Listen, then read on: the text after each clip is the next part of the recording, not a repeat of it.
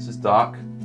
He's an awesome snake. He's a gopher snake. I found him, well, I won't tell you where I found him, but I found him in the mountains somewhere. He really is helpful when it comes to dating because I can know whether or not the girl is going to be a good fit. If they freak out and be like, red flag, red flag. I'm kidding. People are like afraid of them, and it makes sense why they're afraid of them, but if you understand them, you can understand like why they are the way they are, and they're not so scary after all. Planning on an extrication. My thought is, Cameron, you want to be behind the patient? Yep, seat's fine. Mm-hmm. Yeah. And then Tavin, I'll have you be on the passenger. Honestly, for me, it was just wanting to be there just in case for an emergency. Like, I wanted to have the know-how when I'm on the scene. I don't want to be just staring and freaking out. And I'm glad I did, because everything that's happened with my life, I've kind of realized that's what's kept me calm under pressure, is being able to, even though I'm panicking, being able to handle the pressure and then being able to know what to do to help someone, save someone's life. And Carly. Oh, there's Justice. He got himself some tats while he was at it. I love the shoes, man. Thanks. Love the shirt, love the tattoos. I love Justice. Justice is probably the most creative in our family. He was also very outgoing, extremely loving, and he struggled with a lot of mental health challenges. Could see the feelings of like loneliness sometimes with him, or some depression.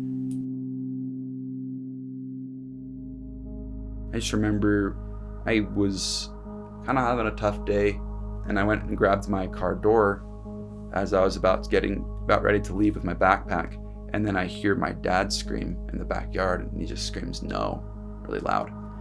And so I throw my stuff down, and then I'm like trying to get through the fence, the gate, and I'm like thinking to myself, there's no other thing, that my brother just took his life. I run out there and I see my dad holding my brother up, and my mom is trying to undo the cord from around my brother's neck. And the first thought that went through my mind actually in all this was, I'm about to go into EMT training. And then the second thought was, why does it have to be my brother that I have to respond to right now?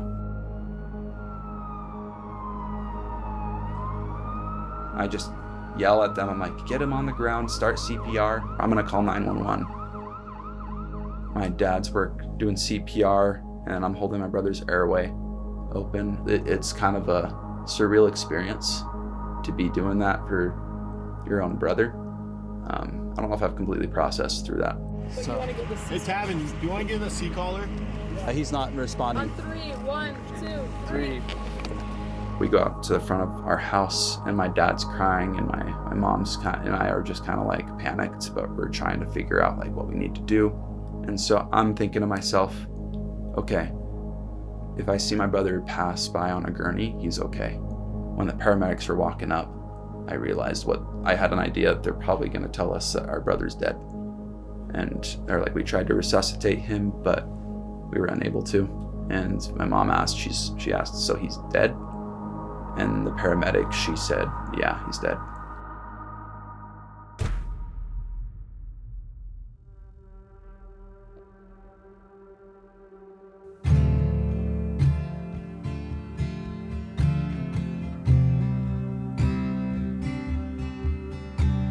Honestly, everything was so cloudy.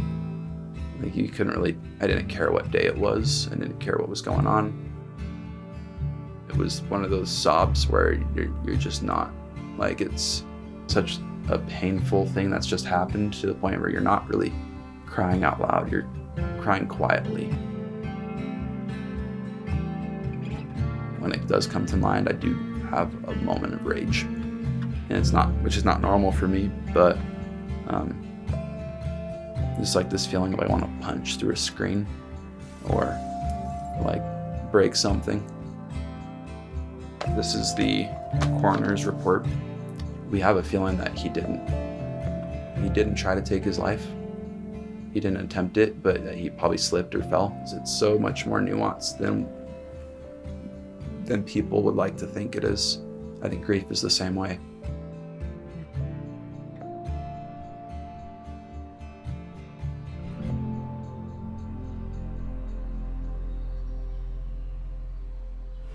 Okay. All right. You're fine. Deep breath. Okay. Okay? Deep breath. There's a moment where I was thinking to myself, this sucks, but I'm so fortunate to be in this situation right now. And that's kind of a weird thought to think, because you think, oh, this is just absolutely terrible. And it is, but the thought that came to mind was, I felt so much closer to the Savior than I had ever been in my life. I've been in the midst of something so sorrowful and so painful that I could have a glimpse of what the Savior went through for us. And I realized how fortunate I really was. Okay, on my count. 1, 2, 3. On my count. 1, 2, 3. As I've gone through the EMT program, I realized, yeah, I actually have more of a purpose than most people when it comes to, actually saving a life. I think about justice often when I go through all these situations.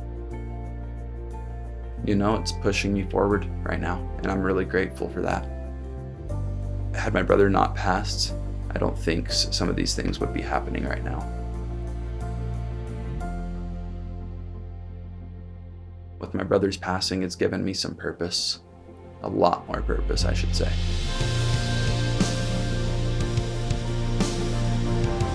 I look forward to the future with so much hope. It would be nice to just, sometimes leave this life. And then I think again, I'm like, man, this life is such a gift. And I don't want to take it for granted. It really is a gift. And I don't want to throw that gift away.